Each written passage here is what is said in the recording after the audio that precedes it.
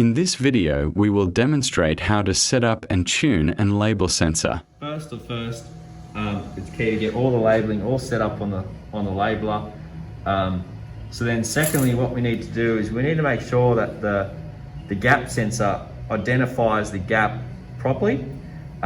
So this will be key for the labeler to recognize its length and dispense evenly and consistently. So there's a little green light on the front.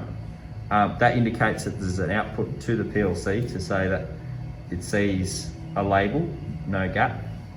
So if we feed a bit of slack from our film, we can see when we slide it across, the light goes out indicating it sees a gap.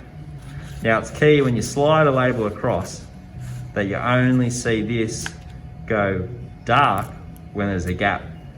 Now for some labels such as clear labels and semi-transparent, there are issues so much around that where you have to get a bit more sensitive, or less sensitive rather, to only see the gap and not go through translucent labeling. So to calibrate the sensor for the film for the labels you're going to be using, first we press teach until a little light for about 6 seconds, and then we let go. That should start flashing and go solid. So then we press up and down for about 6 seconds again. That should start flashing. So all we need to do is get the label, slide it back and forth between the gap and the good part of the label. And if there's transparent parts in the label, slide it across, back and forth through the gap.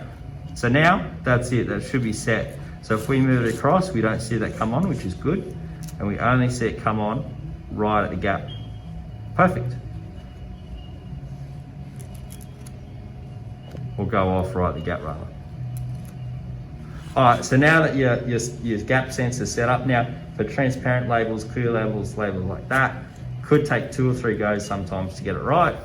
But generally for labels like this, which are very consistent and easy, you may not have to touch this at all, ever.